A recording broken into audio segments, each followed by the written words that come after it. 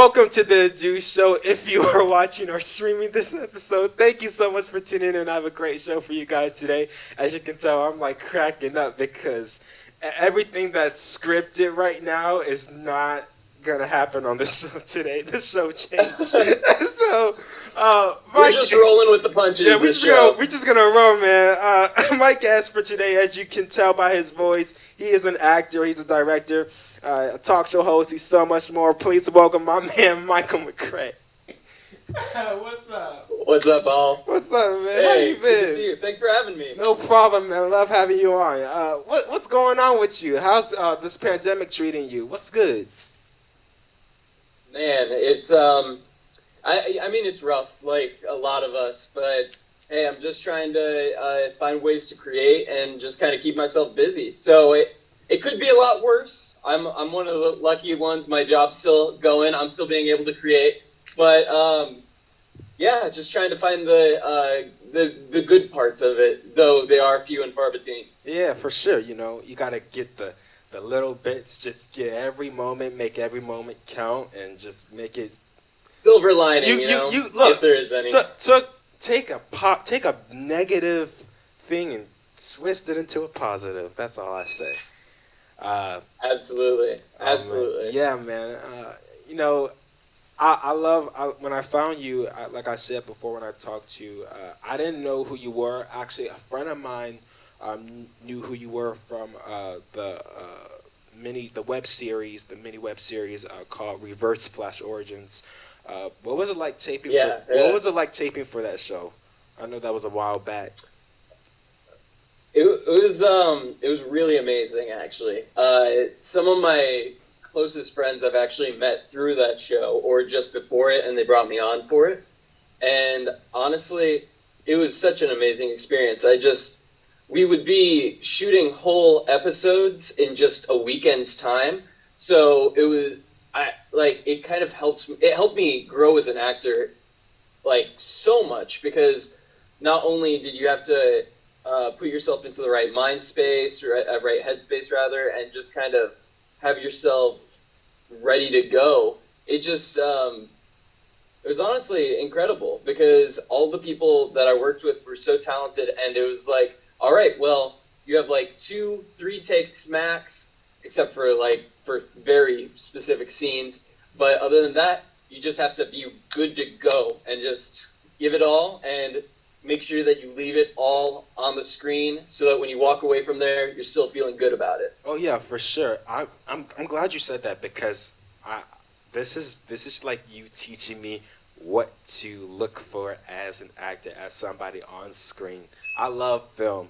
I'm so in love with film. I really love paying attention to details. It's, you know, like I do as a musician. Like most of you guys know, I pay attention to a lot of music, but now it's in a whole different other department, which is like on screen talking to a camera, not to a real audience. It's a real audience, but it's not really like I have nobody here. Like on my production team, nobody's here at all. It's just me and whoever is like on this television screen. Like everything's just so raw. But you know, I started to love acting and talking to a camera. I really just found that out. Like I was telling you before we started taping the show that I started doing the show when quarantine hit about 2-3 months after, and I was doing a show called Let's Talk Logic, and I remember the guy had called me all the time, and he was like,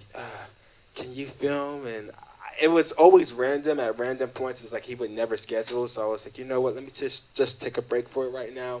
But I realized from that I really love talking to an audience. Like I love I didn't know how much I could socialize though. I didn't know how much I was going to. I didn't know I was that comfortable of talking to a camera, because some people are so sweaty. Honestly, and they don't want to be real and all that. So it was fun. I thought it was fun.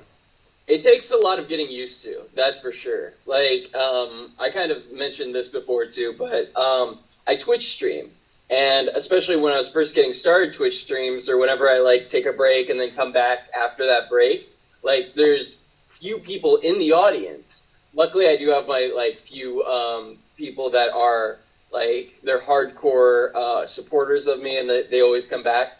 But like when you're just kind of talking directly to the camera, you don't really have anyone in chat populating it. It's a lot to get used to. We were kind of I mentioned earlier I used to be a part of this this news show. It was called Nerdburst News, and news, not nudes. That's a very different show. But Nerdburst News, and we only did one episode of it. We were just kind of testing it out, doing a pilot of it, and it was just me directly talking to a camera, and it was kind of like a Snapchat show where we'd be like, "Hey guys, welcome back to Nerdburst News. Today we've got some great information on X, Y, Z, and all else."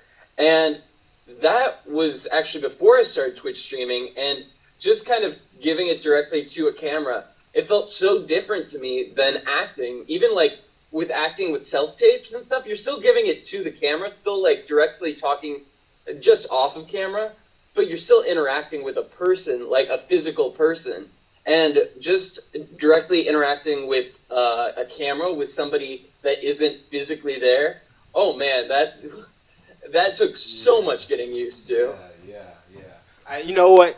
I really love when you talked about Nerdburst. You said Nerdburst News. I was like, Nerdburst News? That wasn't even on the script. So it was actually Nerdburst News, not Nerdburst. Because when I saw it, when I was checking you out, I saw the Nerdburst. It was a really cool cover. I loved it. I loved the whole thing, and the person who was directing it. I really loved it. I was like, I really want to find out what this is, and I wonder if he's gonna actually come. Would you?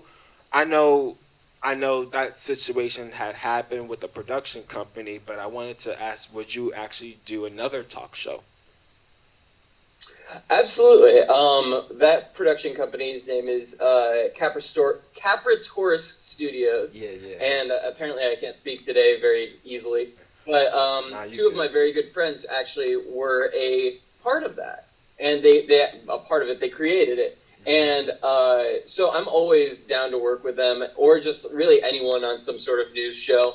And between that and a podcast, which was also kind of like the next iteration of that, which I hosted with my best friend Dustin Michael Bust. He's awesome. Check him out, D_MYK on Instagram. But we both hosted this podcast, which was very similar, but kind of like the next version of Nerdburst News, where we would just kind of discuss and go through it all. And honestly, I loved it. It was a really good experience, but it just didn't end up working out for the actual physical one, because for when we were trying to shoot like the Snapchat-like show, or it might have been Instagram, whatever we were like aiming for, it just the amount of editing involved and all of that, it ended up being too much, and we weren't able to make it happen on a regular basis. And one of the problems with doing like a news show is it has to be so regular, you know? I mean, if you're not able to do it, then the content becomes irrelevant afterwards. It does, yeah. You got to be prepared for anything. Like, you have to be on time, consistent. That's what I'm like when I got this idea. Well, it really wasn't even my idea. I think it was my brother's, but my brother doesn't even want to give credit to himself about coming up on. He didn't want to say, "Oh, I came up with the idea of the Do Show." But doing this show, I have a feeling I'm gonna have to do this consistently. Actually, I have to do this consistently. What I'm gonna say, I feel like it. Absolutely. But I think it's like a training ground for me, because right now this is like the room that I'm in. This is not where the Do Show's supposed to be. Like, it's supposed to be in a whole different building. I had my dream building. That's like my dream thing. So this is just foundational. This is just part one. It's a stepping stone. Yeah, absolutely. But the thing about doing this, then actually acting, is I can mess up and not have to redo anything. Like, I'll read this script, and then after you read this script, it's all about just talking your way out. And my mentor was telling me, go live, keep going live, because people love the authenticity, and like Yeah. they really love when people mess up. It makes the show interesting because a lot of times, these talk show hosts, these just people today, they really, they read that teleprompter and they try to mess up, and they try not to mess up. That's what I'm messing up right now, just trying to look at the cue cards that I got. But it's just, it's something you have to, maintain and train. It's fun if you want to do it, But yeah, no, absolutely. And I mean, That's it's good. it's like humanity, it's just like you have it's with shows like this and podcasts and stuff, it's very human. People get to see who you are as a person, which I love. That's why I watch podcasts. Like, I like getting whoever the podcast host's opinion. I love getting that, and I love getting everybody's like comments and jokes and all of that. But it's mainly for their personality, for who they are, that I go to and watch. Yeah, I know that for sure. And I will say something about that. I know I've said this in the previous episodes. Forgive me if I start to repeat myself, you guys. But I did hear that even now, I know that there are a lot of people who tune in to, these shows on YouTube and Apple Podcasts, Spotify Podcasts, Castbox.fm, Anchor.fm, Breaker, Google Podcasts. These, our generation, just this world is moved. We're already in a social media day and age, but not a lot of people who watch television. Like, you will rarely find. I mean, look, I understand that a lot of people do have television. Yeah, you got cable, you got all these networks and stuff like that. These boxes, and still, I think YouTube is a great outlet for anybody who wants to start their company or talk show. Absolutely. Like everybody's watching that. Like, it's so. The audience you're trying to get or you want to get is right there. I'm telling you. That's why I have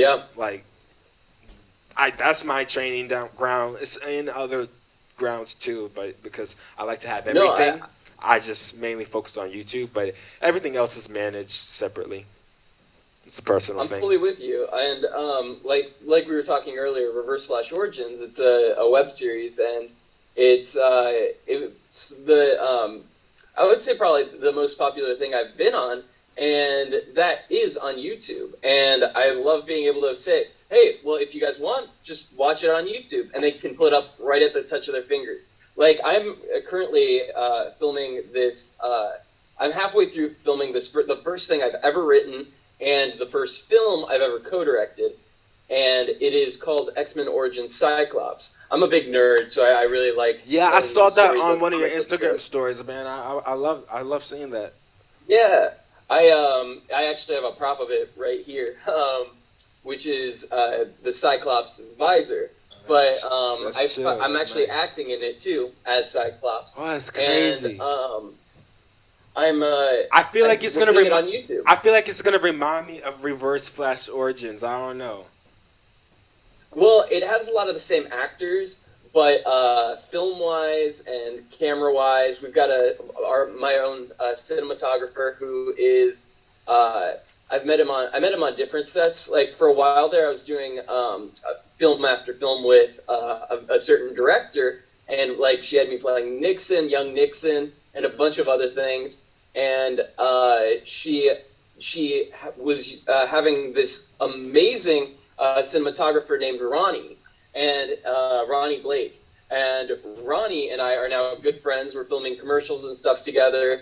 And I asked him if he'd be willing to film Cyclops because, I don't know if you know how the fan film game goes, but you're not allowed to pay anybody. And it has to be zero budget and stuff like that.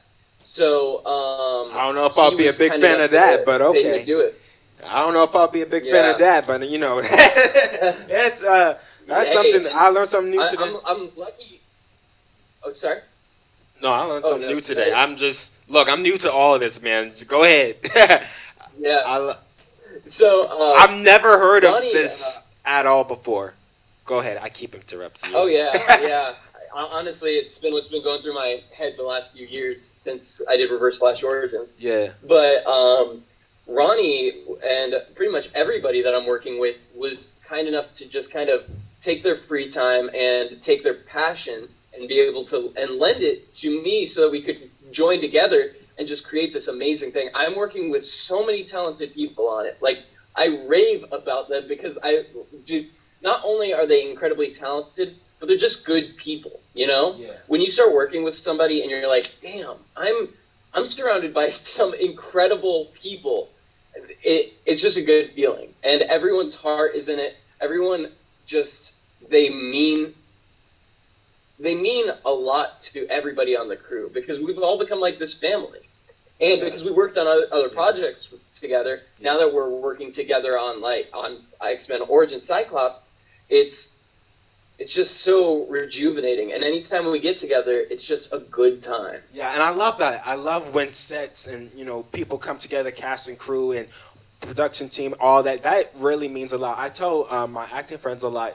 Of course, having that connection, having communication, a real good relationship with everybody is important because you're working with them day in and day out, day and night, and it's just an ongoing thing. So you keep that relationship. If you working, I know a lot of people know this already, but if you working every single day with somebody or next to somebody, y'all already know y'all want to have a close foundation together or something. Even if it doesn't even have, y'all don't even have to be friends. Just y'all, you respect that person and, they'll respect you, hopefully, treat others the way you want to be treated. But that's good. I always talk about that, man. I hear that a lot from actors and actresses. It's even with, a 9 to 5. A 9 to 5.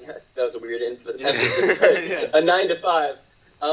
But it's with a 9 to 5 because when you're working with friends or, work friends where you just kind of only see them at work. You don't really hang out outside of work. But the ones that you develop a better bond with make the day go by so much faster. Yeah. Other than, the ones that you're like, oh, I have to work with them today. Okay. It changes your mindset. It changes everything. Yeah. And man, you don't know the amount of prayers I've been like, Lord, if I do get this job, if I do book this role, Lord, let these people love me. And I want to give the same love back because I don't want any, no negativity. I don't want anything. No signs of anybody giving off bad vibes. I ain't for that right now. I already got enough negativity around me that I am not even letting in. So it's just like, oh my gosh. Doing the grind is hard enough on its own. Doing the grind, it's that's painful enough. I don't want to have to deal with having to work with coworkers that are just negative and bringing bad vibes. Yeah. So I fully feel you on that. Yeah, I pray every day. I pray every day, yo, because I don't even know who I be working with. And it's so funny, man. I always freak out. I think one of my biggest fears, not one of my biggest fears, but my fear sometimes for going into certain jobs when it does come to acting is being in a place with a cast and you got to get along, feel the vibe, and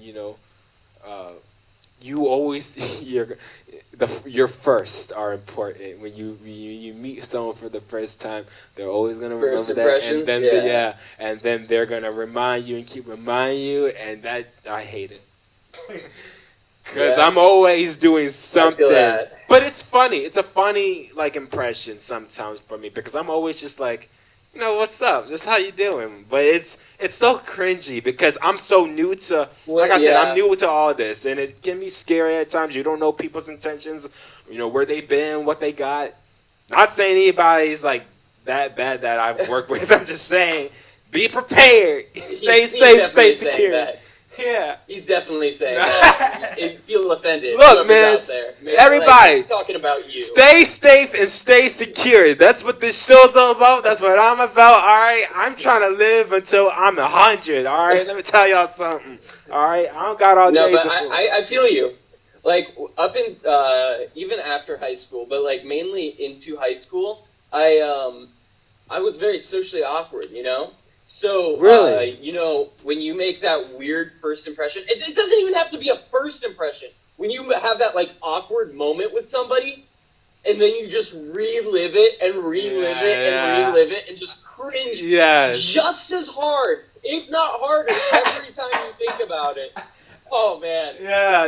It gets me to this day. I'm like, why was I so cringy? Yeah. Like, what was I doing? And you can't ever. Like, come on. Yeah, you can't ever get that thought out of your head. It's just right there. It's history, man. It'll haunt you till the day you die. I'm so sure about that. Yeah, man. But here's the thing. Because anyone at home that is like feels that sort of way, don't even worry. Because even though you relive it and you think about it over and over, 90% of the times they don't. But you won't let yourself forget it. In reality, it doesn't matter. They forgot it. Like, it was just one moment in their life that was like a little weird. That is okay. But of course, our human brains, our stupid human brains, are like, yeah, but remember it? Do you remember that one time you were really uncomfortable? Yeah, I'm thinking about them right now with a lot of people, and whenever I see them, I'm giving everyone flashbacks. No, man, I hate it, man. But all them people that I met, you know, y'all know who y'all are. Everybody that I bet I've worked with or I've had to collaborate with, you know, whether it's on a film, YouTube, whatever, a music collaboration. Y'all know that first time. You know what's so funny? The hardest thing, because I'm a musician, as you can see, like when I go and, you know. Oh, I thought that was just a set piece. I got drums behind me, y'all, but y'all. It's like how I have this bass back here that I don't know how to play. You have a bass? I need a bass. Dude, honestly, I got it from a set. The director was kind enough to... I was playing Paul McCartney, and I was just standing there, like, not... Like, I was just singing. I wasn't actually playing bass like Paul does. And she was like, here, I'll buy you a bass if you want. I was like, really? You'll buy it for me? She's like, yeah, just go pick it up. Here's $70. She found a great deal on Craigslist, and I mean, like, it's beautiful, dude. I had it in arm free, but Jesus! Thank you, Jesus. But I want to learn how to play it because I hate having it just chilling here without knowing how to play it. Yeah, you don't want it to collect dust. I feel you. That's how I feel about an instrument. You know, right now. You know, in a room in my house, and you know, I want to trade it in for something, but I cannot for specific reasons. I actually, for another instrument, like I want to play piano. I play piano. I have a grand piano, but I actually want an electronic piano so I can carry with me and all that. And I have an instrument that I don't play that I want to trade in for money so I can get the keyboard, but. I get that. I can't. See, I have such respect for, first off, drummers, because it's so much work to play the drums, one, and two, I have no rhythm at all, so, like, drummers go off. But I play saxophone, and I play clarinet, bass clarinet, and mainly I just play saxophone now, but I no idea how to use string instruments at all. Like, my brain just doesn't work that way. Like, I'm same way. My dumb human brain, I can, like, with saxophone, it's like, okay, I press buttons and sound comes out. I remember where the buttons are. With string, I'm like, okay, so I have to do this, and I have to do this. Oh like, my gosh! And use my hand. Oh my gosh, yo, you think the exact way as me, because even when I play keys, and I know a lot of people are gonna get on me about this, a lot of keyboardists, but when I started, I didn't even care about oh, this is F sharp or A flat or E flat, like, or C, D, E, or what. I didn't care about the notes. I was like, just to feel, okay, so this note's here, and all I gotta do is just play the same old thing. Just remember where those keys are. And that was the same thing with drums. It was just like, okay, I know this is here, I'm just gonna bang on this, and I know it's gonna sound good. Like, no cap. One of the great things about keyboard, and one of the reasons I want to learn it so bad, is once you learn keyboard, it's like you learn so much more about music and like music theory, because it's like, okay, so it's like A, B, C, D, like whatever it is, like every good boy does fine or whatever, but it like the acronym that I learned to. No, I've heard of the skills. Yeah. But it goes in order, you know, like, and on the keyboard it goes from that way. And I feel like if I learned keyboard first, I would have been able to pick up some stuff a lot easier, I think. But, really? I mean, hey, it's not too late. I just needed a keyboard.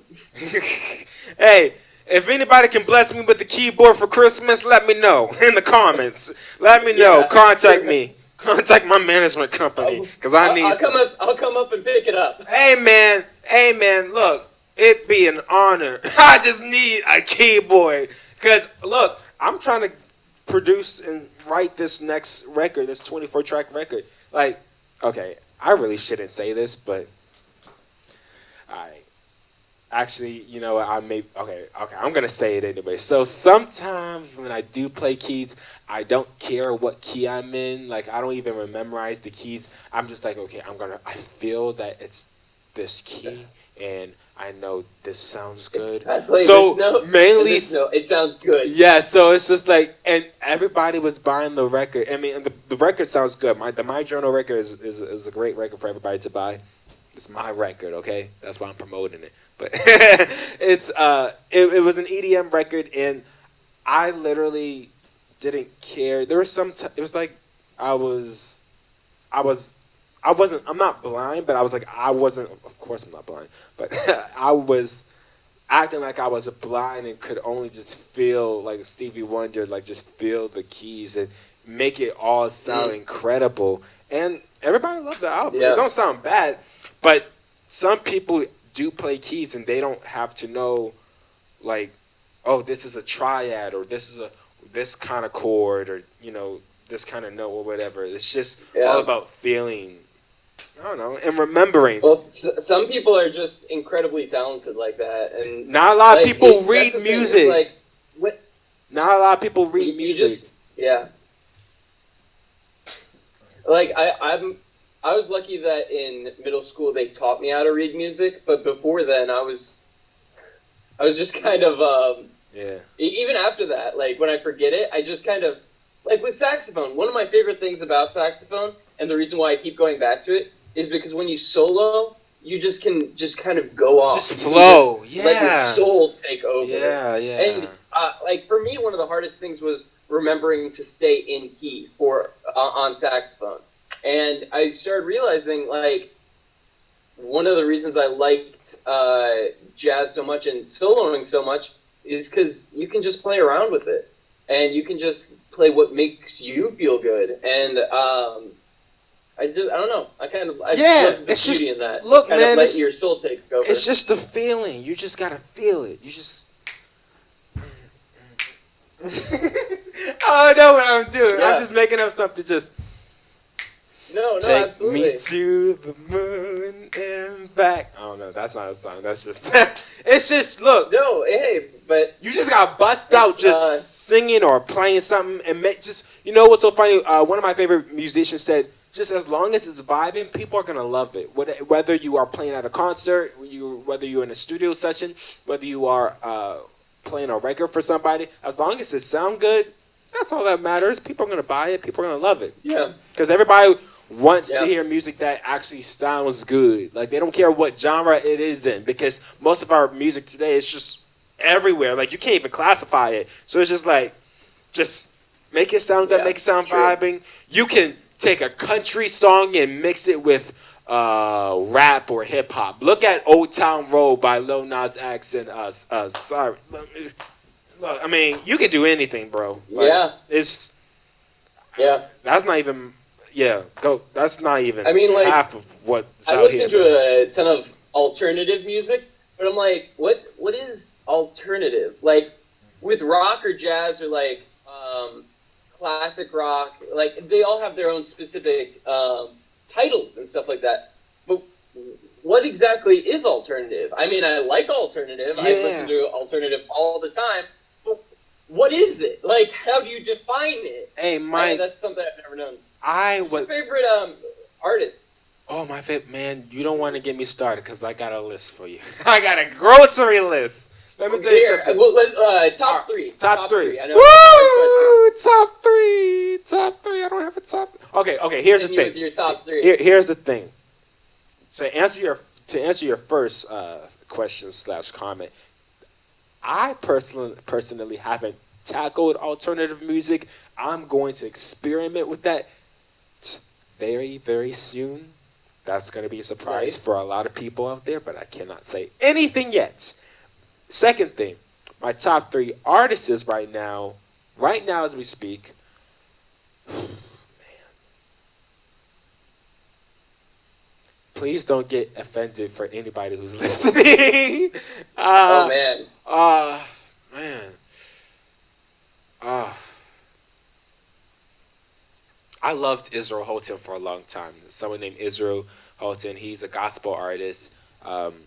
Israel New Breed. Love their music. Love his music.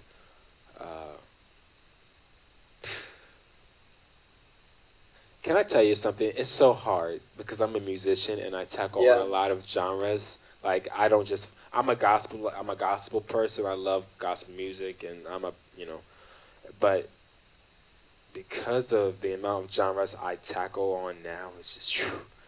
You know what? Let me just put it down here. Israel Houghton. I hate you, Michael. You put me in this box. I don't even have top 3. There's so much. Okay. There's this artist. I took the interview, Mike. Now I'm the interviewer. Top 3. I have so much. Okay. Israel Houghton, Post Malone, and then there's this third artist. I love. There's this one song called "Invincible" from the Spider. What's the movie called? It's Into the Spider-Man verse something. Y'all know what I'm talking about. Into the Spider-Verse. Yeah. It's Amine is like it goes like, I wanna stop feeling invincible, start feeling invincible. I love that. Yeah. Woo! That's a good song. I love that song. Yeah, so I love that artist. Yeah, so it'd be Israel Houghton, Post Malone, and Amine for right now. That's what I'm listening to. That's my top 3 for right now. It's gonna change in a month. I'm gonna hit you with my top 3. Go ahead. So first, and he's been at the top for a while now, is he's a rapper, but he was a poet before he was a rapper, and his name's George Watsky. He goes by Watsky, and he has some incredible music. Like, I fucking love it. He's such a good guy, too. I got to meet him. He's such a down-to-earth, really dope guy. But one of my favorite things about music, my favorite songs are their stories, And I love a song that tells a good story, and that's all he does. He does great stories, and I mean, he has fun ones, and ones that are kind of make fun. A lot of the times he does a lot of justice to the rap game, but then he'll also make fun of it, like how people are always flexing, being doing diss tracks, stuff like that. He'll have fun with it, and I love his stuff. Second, I'm going to have to put Lawrence. I love Lawrence. I went to see a John Bellion concert, who also I adore, but he's not going to be at the top of my list, even though he's really close to it. Choking. He's top 4. Yeah. And, but they opened for him. And they were the first band that his record label that he created ever signed.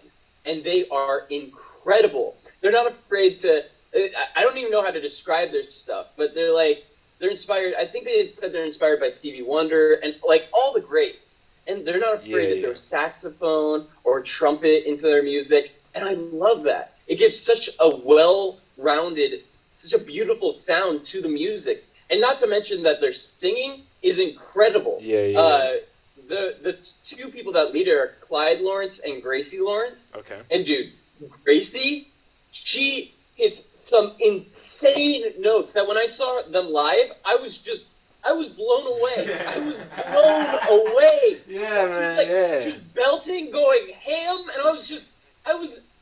Yeah. Great. It was, you were speechless, out of this world, man. That was out. Sounds like it was out of the world. I liked them enough where I started following them after on Instagram and stuff after their John Bellion not debut, but when I saw them when I saw them opening for John Bellion, and then they came out to LA, so I was like, okay, I need to go see their concert personally, and it was one of the better ones I've been to. It was right before COVID happened, and I was like, man, this is a great concert to end this on. That's amazing. But that's amazing, man. For third, and this one has to be in my top three, even though I go through phases of listening to more of them and not, and right now I'm in a not phase, but they have to be in my top three because I've listened to them so dang much. Yeah. And it's Beatles, man. The Beatles. Yeah. Like, the Beatles, it's soul music. Yeah, I know like somebody. Truly from the soul. That's what I mean. Yeah. Soul. No, I know somebody who played for the Beatles. They were he was I'm not gonna mention his name because I don't know if I'm allowed to, but he really enjoyed like back way back Was it the person that took over Paul McCartney after Paul McCartney disappeared? Was he the clone? You don't. Are you confirming all of our suspicions for the last 6 years? You don't say. I ain't gonna say nothing, y'all. He's gonna get me in trouble. Someone's gonna file a lawsuit. I ain't having this on the show today. This is the 20th episode. You heard it here first, folks. You heard it here first. All of your tinfoil hat conspiracies about Paul McCartney being replaced are true. Oh, yo, that's crazy, man. Because I even think I think about all these people now. Like, I know, let's see, there's one drummer that I love to listen to that played for the Backstreet Boys, if you know who they are. Oh. And he not only did he... Yeah, I know who the Backstreet Boys are. Why am I I'm not that old. Why do I feel... I don't know why I feel like nobody knows anything. It's just everybody's just existing. Everybody's not in know. No, but he played for this specific person. He played for Backstreet Boys, Ariana Grande, Usher, and I want to meet him. He's been around. Yeah, I want to meet him. He plays for Ari still right now. I want to meet him so bad. Damn. Yeah, he's somebody that I really love. Yeah. Speaking of insane drummers, I don't know if you listen to 21 Pilots at all. I used to listen to them a lot more. I do. Yeah. They're one of my first concerts I went to because I was really late to the concert game. But, dude, their fucking drummer, first off, other than being incredibly ripped like most drummers are, he was just going insane on the drums during the live concert. And it gave me so much respect for drummers, man. Yeah. Y'all blow me away. Hey man, I love it. It is. It really. Thank you for saying that. You're like one of the first people in my life who have said that drums doing that is really a workout. We sweat. Everybody's saying that oh, it's just something y'all play. Drenched. No, we are. We work. Yeah. We really do work. Like we come down here we work. We actually work out, and then we get on these drums, and we really just tear it up, and we'll be going on. Like a lot of us, we'll shed out for an hour, 2 hour, 3 hour, 4 hour, 5 hour, 6 hour, 7 hour, 8 hour. I know somebody who just wears short sleeves just when he drums because I started doing that. I don't like too much garment because I do work a Gets lot. in the way, I'm And, sure. and at any genre, I mean, well, not every genre, but and a lot of the genres that I play, man, I mean, oh, these artists be working me, man. I'm like, but this is what I get paid to do. We get paid good, man, and we just love it. Yeah. We love our craft, you know. Put in the work. We just we just go all out, you know. We don't even. It's not even thinking. I mean, we think we know what we're gonna do, and at the same time, we just flow. We just in heaven. And see, that's one of the things I love about music is it's just the flow. When you can kind of just not zone out, but just let yourself be free. And then you just kind of let it take over. You let the music take over. Like, you're making me want to play saxophone. I'm going to pull it out. Oh, man, we got to do something. You just kind of let go of the worries, let go of, oh, what's going to sound good? Oh, man, I have to get this technically right. You just kind of just go with it. And that was one of the things about, that's why I imagine drummers have to do. It's kind of like, you know, whenever you, I don't know if you've had this, you probably have, but when you're working out and you just kind of, like, I used to swim a lot, and when I would kind of get like a swimmer's high, like a runner's high, but like while swimming, where you're just like, your body's just a machine. You're like almost not even in there anymore. Yeah. Your body's just kind of doing what it needs to do, and you're just like, I need to get to the end. I just need to get to the other side. And I kind of get that while I'm playing saxophone and just ripping too, because it's like you're just going. Your body just knows what it needs to do, and just what you're just enjoying every second of it. Like with the working out, it's like it hurts, but it feels so good too, because you're just like letting go. Burning, let go. I always tell people, I'm like, just let go and let God. Just go all out. Just do it. Don't even think. Just do it. Just do it. It's kind of like, I kind of get a similar feeling with acting, where I was saying, like, you kind of just want to, you have to leave it all on set. You have to leave it on the camera. Yeah. Where if I leave a scene and I'm feeling like, dang, I still have more, like, I still have more to give. There's still more I wanted to put into that scene. I feel pretty shitty about it, but like when I just leave it all out on the stage, as they say, like I just leave it all there, I give it all, and I walk out and I feel satisfied. I feel like, man, I did the best I could have done there. I gave everything I have.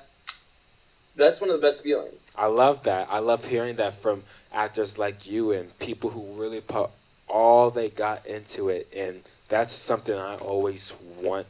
You know, for myself, when I'm going into a project, I want to stay hype and I want to give my all and not leave there feeling bad or being regretful, because that's one of the worst feelings. But man, I love, man, dude, I hope I run into you one day.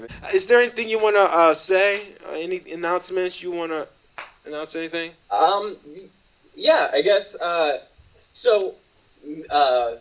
Come January, I was hoping before then, but with COVID and everything, looks like it's going to be January. Come January, make sure that you check out X-Men Origins Cyclops on YouTube. You can follow our production company on YouTube right now at Sunny Valley Media on YouTube, and it's also on Instagram. And if you want to hear me just kind of ramble on more and just kind of have a nice chat with me while I play video games, check me out at Twitch at Zaren_TV. That's ZAREN_TV. And I'm on YouTube and on Twitch there. YouTube content is definitely still on its way. Yeah. There's nothing there yet, but definitely check that out. And I have to say, the X-Men Origins Cyclops, I'm already really proud of everything that we've put into it and everything that my crew's put into it. And I know it's gonna be something a little next level. I'm very excited. Hey man, I can't wait to see it. We gotta take a break, but there's more of the Do Show after this, you guys.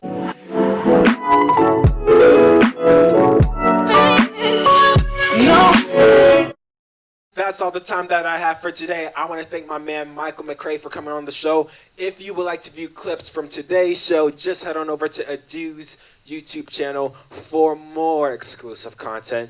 That's me. Also, if you want to stream full episodes, head on over to Castbox.fm or Anchor.fm. Both are available for download on the Google Play Store and App Store. And finally, make sure to tune in to The Adu Show. That's my show! Only on YouTube.com. Stay cool, live life.